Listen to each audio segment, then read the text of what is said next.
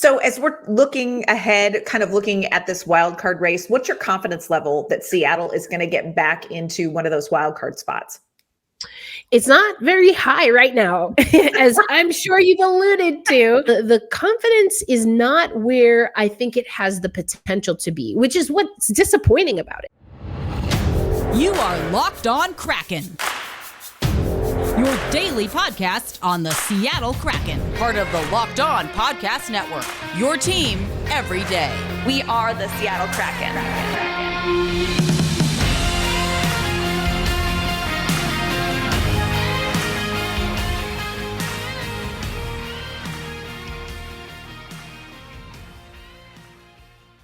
So I am here with Erica L. Ayala. She is the host of Locked On Kraken, and we're going to talk wild card, which is a wild topic, no pun intended, because there is so much happening, especially in the Western Conference when we're looking at this wild card chase. Seattle in the mix, Nashville in the mix. We're going to talk about what's going on here. And at the end, we may have some bold predictions for how this is all going to shake out. But first of all, Erica, you know there is nothing I love more than having a good squadcast with you. How are you? How is everything at Locked On Kraken? Oh, man. Well, I feel the same, as I know your listeners know, as I know my listeners know. I'm doing okay. I might have like a week and a half later caught the bug that's been following the Seattle Kraken around. It is cold and flu season, so I do not envy those who, like me, have been hit by the bug. But you know, we're powering through, and we're doing the best we can, Ann. I can relate to that on so many levels. For all of January, that was me, and all of those germs. So give us a little update. I'm going to be real honest with you. Seattle is a team that Nashville Predators fans have one little stink eye on all the time, and that's over. The days of our lives topic of the Nashville Predators, Ellie Tolvanen. It is the wound that never heals. So we're always kind of keeping an eye on the Kraken. Also, the Kraken have been a tough team for Nashville. And, it seems like this is a team that always sort of challenges Nashville, finds that soft underbelly and kind of sticks it to us. What is going on with the Kraken right now? Kind of give us an update. Where are they at this point after the All-Star break? All right. So we had a really good surge just before the All-Star break. So I just got to start with the positives, and then layer up this sandwich. But we actually were able to reach our longest winning streak at 9 games in franchise history in all of our 2 full and almost now 3 full seasons. And then some of that goodwill started to slow down and dissipate just as we got to All-Star break, which we entered by being shut out by the San Jose Sharks. That's a moment. So that happened. That didn't feel great, Ann.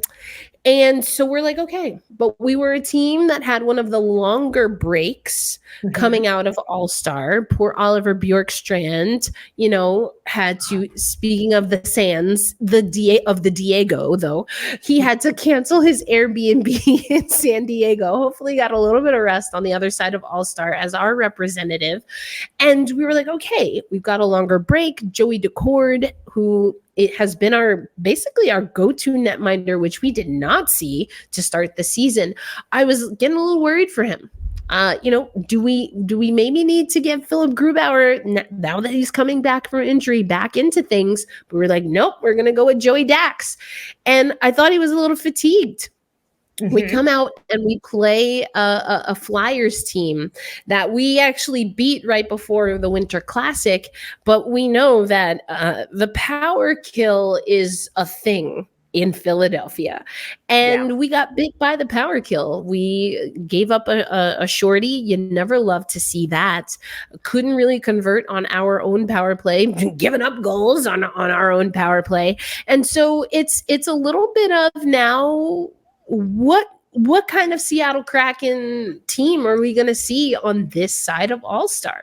And you talk about how Nashville kind of keeps eyes on the Kraken. The Kraken, at least at Locked on Kraken, we've been keeping eyes on Nashville because we've been keeping an eye on the wild card. And Nashville has been in that hunt for a really long time. And we're trying to jockey for position. Now we also have to worry about Calgary. But, it's not the best shape over here in Kraken Nation. I think that there are definitely some things that are positive, including that we're starting to get some guys back healthy, but there's still a lot of questions that need to be answered, if we're being honest, when it comes to the Seattle Kraken and the viability that they can be a playoff team this year. Well, and I think it's probably challenging because I think Nashville and Seattle are coming at this wild card race from two very different places. And correct me if I'm wrong, Nashville, they're in a reset. We're under new general manager Barry Trotz. This is kind of a focus on developing some of these first round picks that we've got in Milwaukee in the AHL and getting them up to speed and seeing what we have here and building around that. But after last season's, postseason success for Seattle, didn't you all kind of feel like this was going to be a year where the playoffs were going to be more expected for you all? Well, that was the hope. And that was, yes, the expectation, because that's what I talk about on Locked on Kraken all the time. It seemed was the MO, right? The motivation for the Seattle Kraken is to, when we get to the playoffs, that we're going to be there. Now, I think there are a few things that we have to take into consideration. One is, and I talked about this on the show last year a lot, the Locked on Kraken show, and I'm sure we've talked about it on our Squadcast. The Seattle Kraken arrived early. Okay. Yeah, and not like a cute, 15 minutes early. We're talking 45, 50 minutes. And you're like, oh, do I help set up the party? What do I do now? Because do I leave and come back? Do I take a little nap? That's kind of the vibe. We arrived earlier than anticipated. So we had to deal with that. And what does that mean? What does that look like? I've talked about Joey Decord. Joey Decord came in as our AHL goaltender into training camp and then made a case to be our backup goalie. And now he's our number one. So goaltending continues to be a conundrum. I just don't know what's happening. Philip Grubauer had an amazing postseason for us, but then I don't know. He doesn't like playing in the regular season. Our guys don't like playing in the regular season in front of him. He got injured. It's just been very inconsistent there. So we're trying to toggle that. And when you have that inconsistency or that start-stop with who you think is going to be your franchise goaltender, at least at this point in our franchise, and it's again, that start-stop, does Ron Francis and company, do they start looking for another goaltender? Do you want to stay with Philip Grubauer? Chris Drieger, another guy who got injured during World Championships, and then that's why we even had to entertain Joey Decord earlier than usual. So right, there's that. But Philip Grubauer is a key position. And then we've had so many other key position players also go down with injury. Jaden Schwartz, Jordan Eberle had a freak accident where he gashed his one of his legs in practice. That was wild. Andre Burakovsky, we were talking about off air. He's returned from injury this season alone 3 times.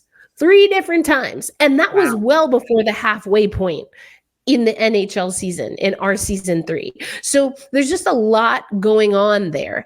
And we didn't do enough in the off season. So you're talking about at least the with the Nashville Predators, that you're going to the Milwaukee Admirals and those lovely alternate refrigerator jersey wearing guys. You at least knew that's such a wild logo. I love it. It's so fantastic.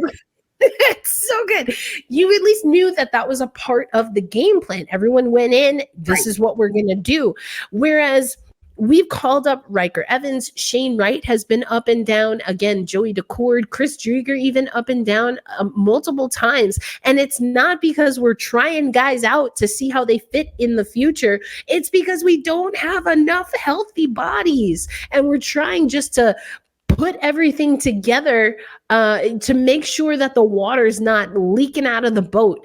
And so it's been frustrating. It's understandable that it's been up and down, but also at what point do you say, what can we as an organization do to mitigate this?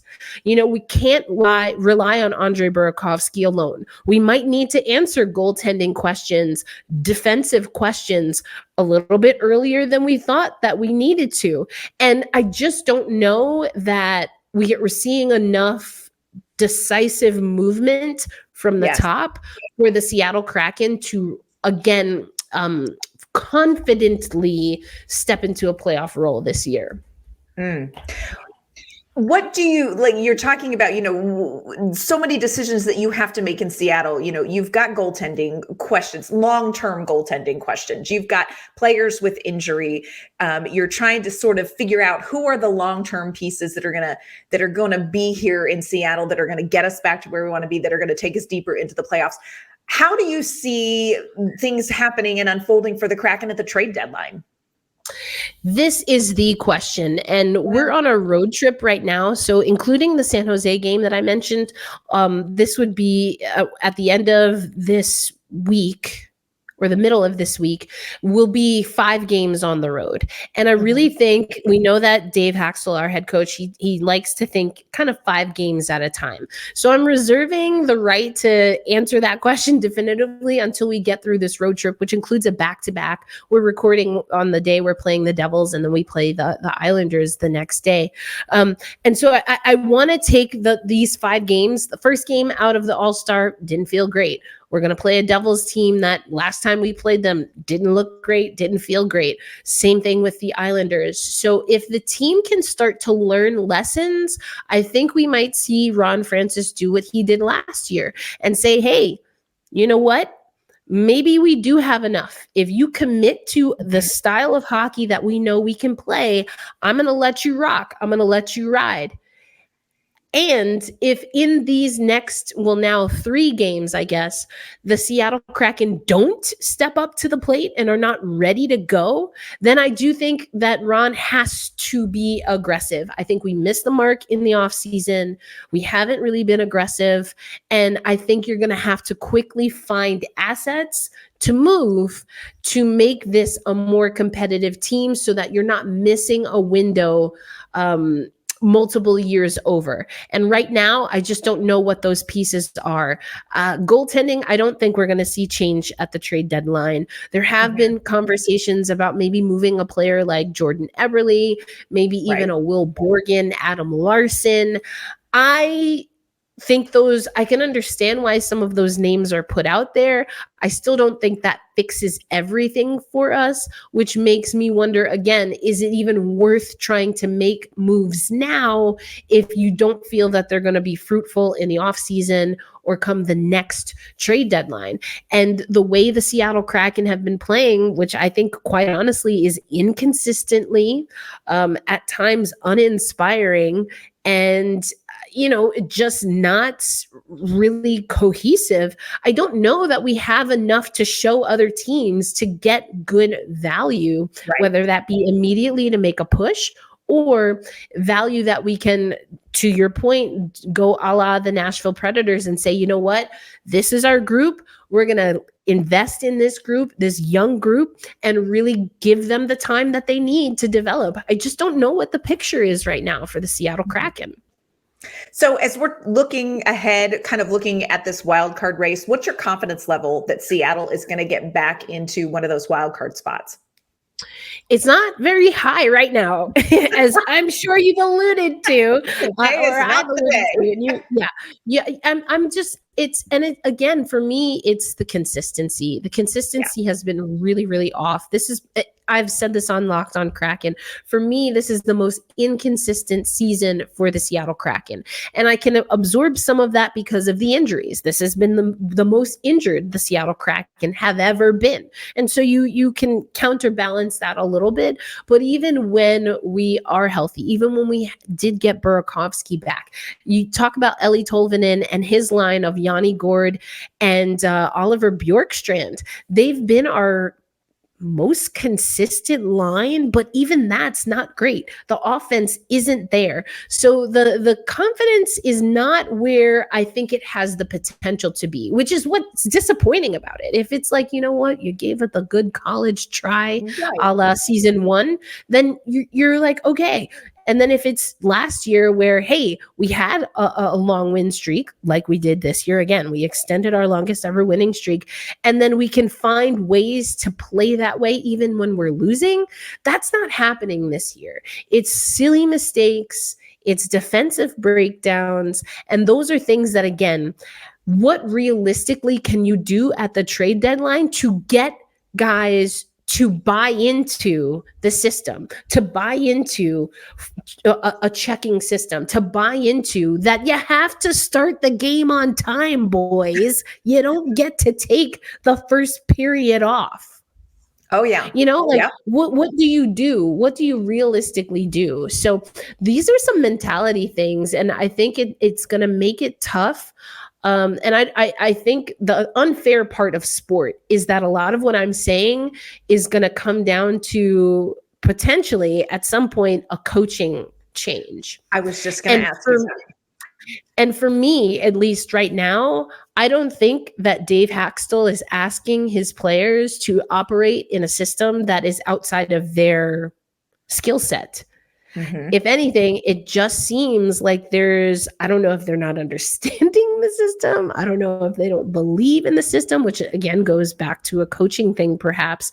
But there seems to be just a little bit of a disconnect. And my read on it is that there's a little bit more that the roster, that the players have to do to make it work. I don't necessarily see it as a coaching change. But that in and of itself, how long of a leash do you give a coaching staff that can't find a way to motivate its roster? Yeah. Yep. And I think it makes it more tricky, I'm guessing, and correct me if I'm wrong, I'm guessing it makes it more tricky because the Kraken had some success in the postseason. You know, they're coming into this season and they've seen that there is something there. There's a spine there of a team that can compete. And just it's tough. And again, the reason I'm a little hesitant to put this all on Dave is because, you know, the most drastic change that we made in the offseason was actually to let our fourth line walk out the door. Daniel Sprong, Morgan Geekie, and my guy, Ryan Donato. None of them are with the team anymore, and we did not replace those goals. That's not Dave doing that. That's Ron Francis and the rest of the front office. And again, are we hedging our bets on Andrei Burakovsky, who, as I mentioned, has already returned from injury this season alone 3 times? At what point at the front office level are you going to say, you know what? We can't replace 3 guys with just this one because this particular guy isn't staying healthy. Yeah. There's a lot going on in Seattle, my friends. A lot going on in Seattle. Yep. And there's a lot going on with some of these other teams that are in the wild card chase. So let's kind of talk through some of these teams or kind of make some predictions. What do you see as you're looking at this wild card list? So as we're recording this, we have LA is in the first spot. They're tied in the first spot with the St. Louis Blues. The St. Louis Blues, I had to read it twice, 58 points. Then we have the Nashville Predators at 56 points. The Predators have actually played one more game than the Blues, 2 more games than the Kings as of the time that we record this.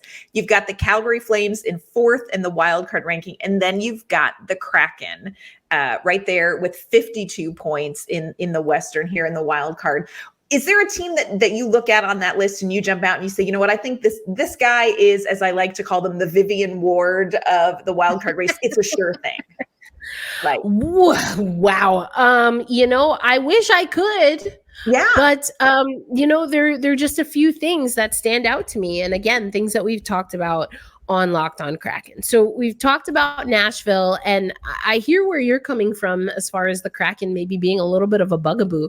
But for me, I see a Nashville team that, again, is confident in what their plan is. It seems like all of the arrows are aligned and pointed in the right way. And and they've already made their changes, right? They made their personnel changes. The Seattle Kraken have not. If we just stick to personnel changes, we also know that the Kings have made some changes. But then I also look at their goal differential, and I'm talking about a Seattle Kraken team that is offensively anemic again. And, a plus 24, I'm not saying that's an easy target when, we're having trouble scoring goals. We can win some tight games because of our goaltending. Not because we're lighting up the lamp. We're losing games. We're going to overtime, 1-goal games, empty net, maybe we lose by 2 because we let in an empty net goal. So, I'm not going to say Nashville. I'm not going to say LA. I would have maybe a few weeks ago, it was said St. Louis, but then we lost to them. We're not keeping pace with teams that we should be able to keep pace with. They're a -5. We're at a -8. And then you have the Calgary Flames, who are starting to figure things out. And this is, again, something that I talk about. I've been saying this for years, Ann. I've been saying this for years. At what point in the Pacific Division are we going to stop being like the redheaded stepchild of the National Hockey League? Because if we keep being draft lotto teams, guess what? At least if the scouts are doing their job, eventually these teams should be pretty good. And I think should be. Now that's a whole nother thing, because, prospect management and asset management is a whole thing. But I think what you've seen, if we just talk about the Pacific Division, is like, where did Vancouver come from? Who saw that happen? Yeah. Yep. 100%. Edmonton almost made history until another Pacific Division team cut them, right at the knees, right before they were going to match the record for most consecutive wins. So I'm having trouble right now at this particular moment saying that, to your point, that there is a team that we can absolutely overpass. If anything, if I'm these other teams, they're probably saying Seattle is that team. Yeah. And it's funny because you look at this list and you would think, there's, 30, 32 games, depending on kind of where these teams are in their season, but you're looking at approximately 30 games left in the season. You feel like there should be a pretty good indicator of who is it that really down this final stretch, the cream is going to rise to the top. And I'm with you. You look at this list and you say, man, I don't know. The LA Kings, on the one hand, I look at their roster and I think, okay, this is a team that should be a playoff team, but they're having trouble getting it together. They're having long stretches where they just are not getting it together. The Nashville Predators were such a generous host in that we went ahead and let them win before the All-Star break in our own building to help them feel better about themselves. But, there's things going on with the Kings that really could be problems for them. The St. Louis Blues, I'm like, the St. Louis Blues, how did this even happen here? I'm not sure. You look at Calgary, you feel like, okay, Calgary is making a push. They could be a team that does it. But then I'm hearing, wait a minute, Calgary is still going to be sellers at the trade deadline. So who knows what this team is going to look like after March 8th? And are they still going to have the pieces that have kind of helped them get back there? And I look at the Seattle team and I think all it takes is another one of those runs for the Seattle Kraken to find their way back up to the top.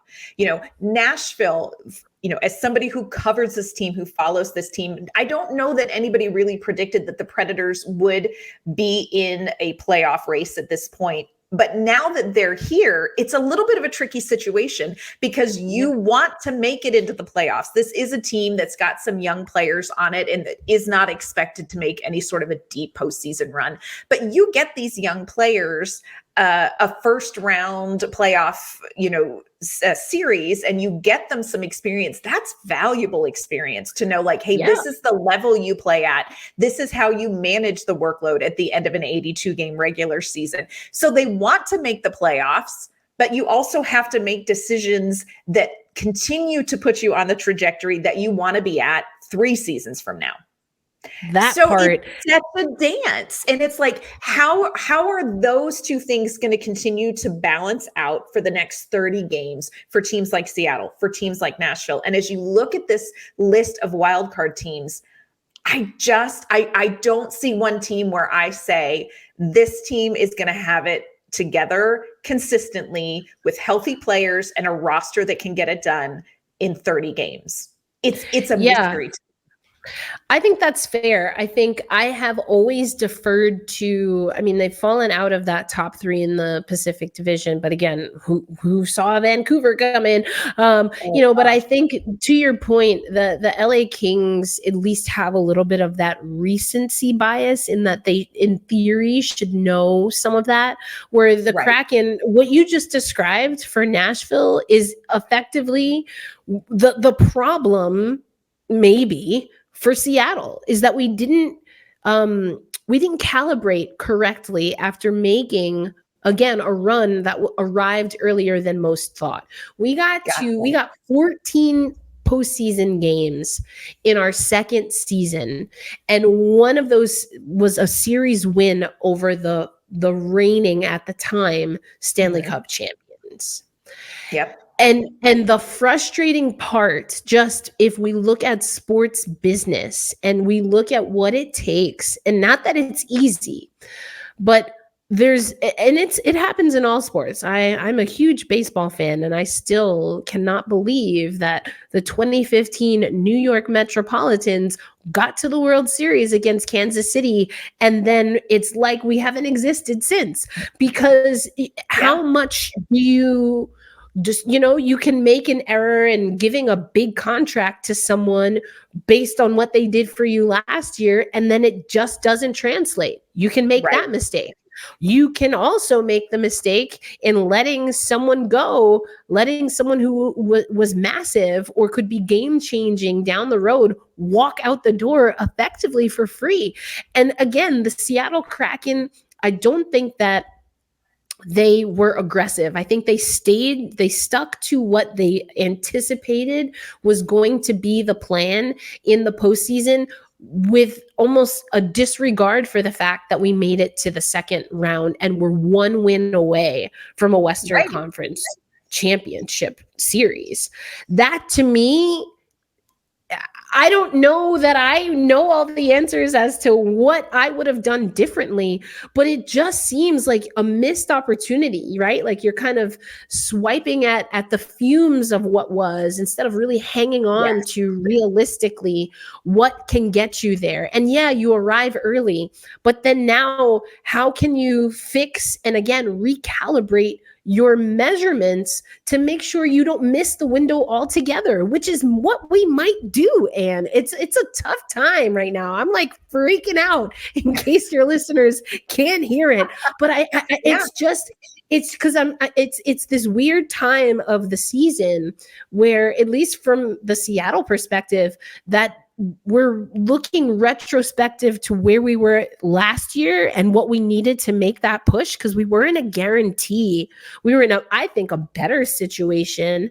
Literally, we were in a better situation because we were kind of clawing at 4 in the Pacific Division for a really long time. And we haven't been able to establish that this year. So you're looking retroactively and retrospective to last year, but then you also have to look a little bit ahead. Not just to if you'll make the postseason this year, but if you don't, what happens? If you do, what happens then? And again, I just don't really have the way the team is playing. And that's why the inconsistency is making me like jittery right now, because I don't know whether we need to be buyers or sellers or just tap out altogether, which I really hope is not the case when it comes to the trade deadline.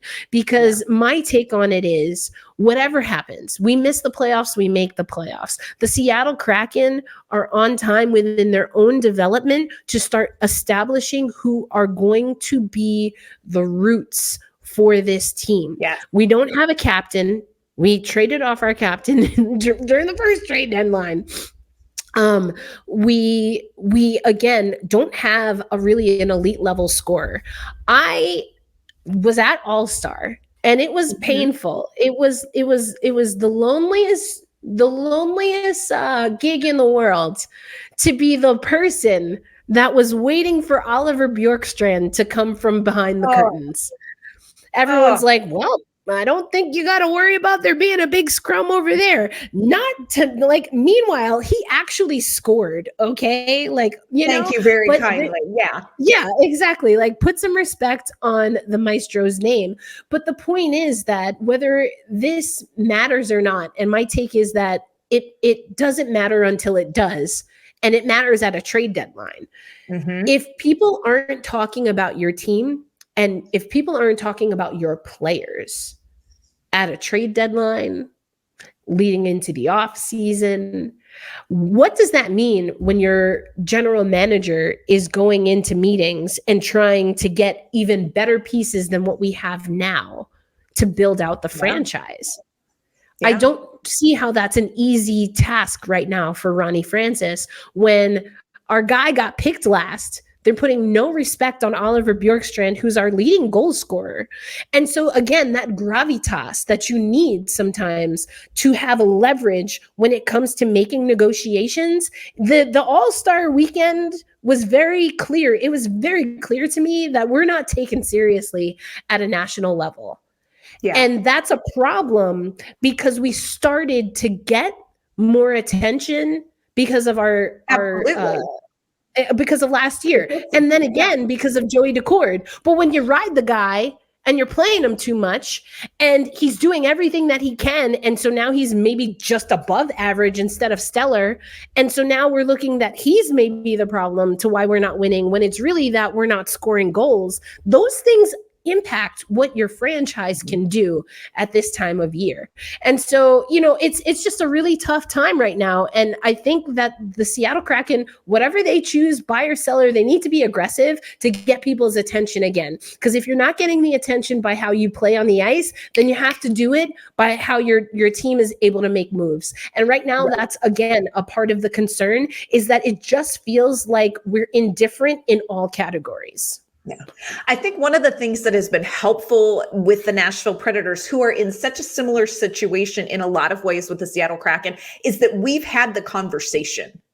This is a franchise that's had the conversation. Hey, here's the honest truth. Here's where we were. It wasn't going to work. We have, a new general manager. And this is a new direction. We're doing things totally differently. And I feel like when you have that conversation, everybody in Nashville set expectations a certain way. Hey, you know what? We're going to take, Barry Trotz said word for word, we're going to take 2 steps back to take a step forward. Eventually, in 3 seasons from now, we're going to be back to contention, but we're going to have to go through some growing pains. And when you have that conversation, it makes a difference going through those valleys and those struggles and, anemic offense. I'd like you to meet the Nashville Predators. When you have that kind of stuff, at least you can say, but we're headed in the right direction. We're hiking the right way to the mountain. And it feels like if the Kraken haven't had that conversation, you're wandering around going, are we going the right way? So for Nashville, we look at this, you look at this wild card situation, you look at this wild card chase. Are we going to make it? Are we not going to make it? Of course it matters, but it also, expectations have been set where this is gravy. This would be gravy because we've had the conversation. We've defined the relationship. We've had the DTR and the fan and the GM. We know where we stand. And I think that makes a difference as you look at wild card situations because you've had the conversation. I think you nailed it right there. And, for a team that really leans into its nautical theme, our compass is broken. Okay. Our compass ain't by the stars, baby.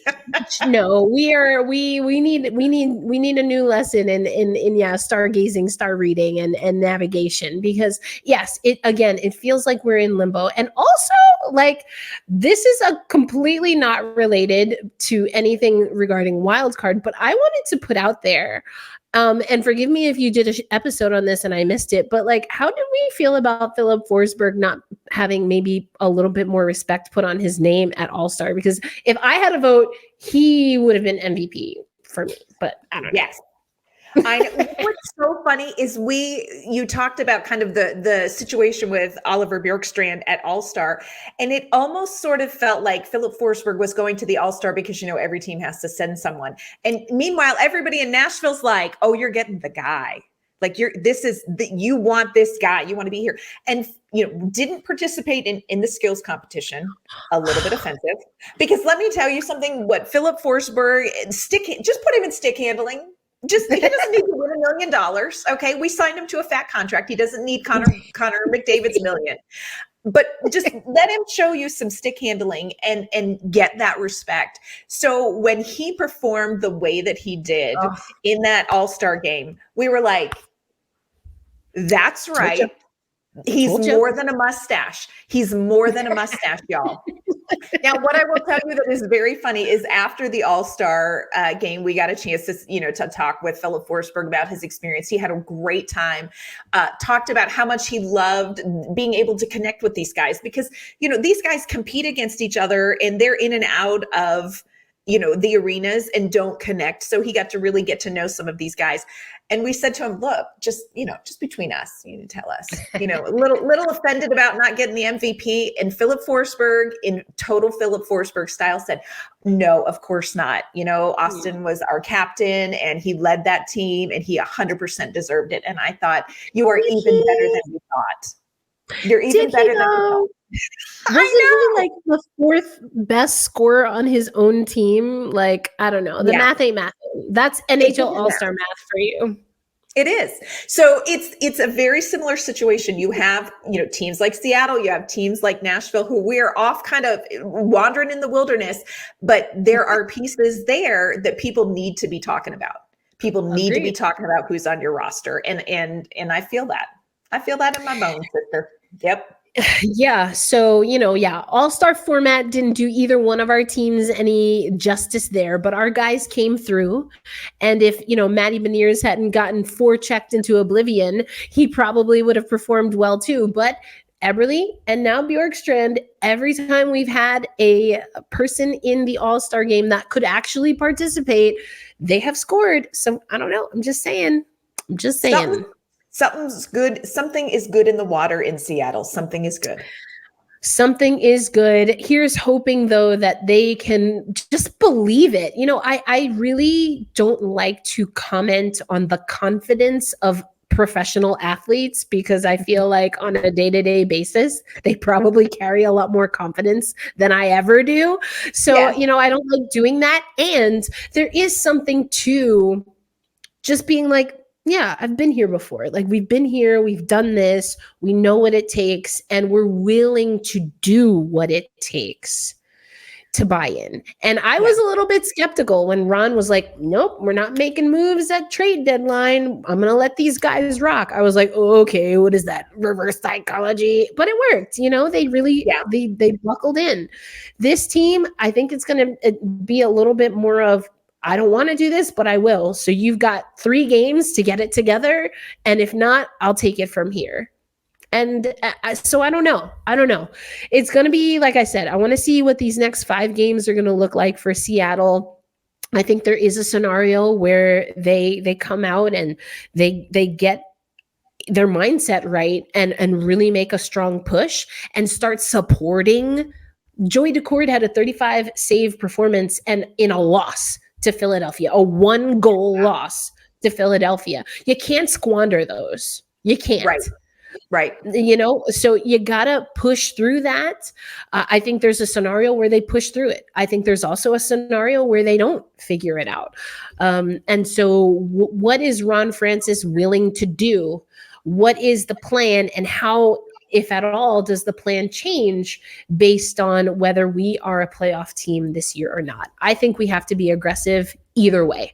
And we can't wait on the perfect kind of, perennial all-star to fall into our lap. We really have to get aggressive. We have to get guys that are going to want to buy into a scrappy, hungry. We say the 3 Fs, fun, fast, and forechecking. That's what we have to do in Seattle to win games until we have enough assets where we have just top 10 without dispute goaltending. And I'd say like top 10, top 20 type goal scorer that we have on the team. It's a long list of things to get to. But you know what? We've got 30 some games to go. Let's see what these teams can do. We need to come back and revisit the wild card with about 10 games to go and see how this is all sorted out for everybody. I'm sweating. I'm not saying that we won't have some sort of liquid sustenance to get through that episode. I'm just saying we should come back and do it. I'm like, is it the flu sweating out of me or the scenarios? I don't know.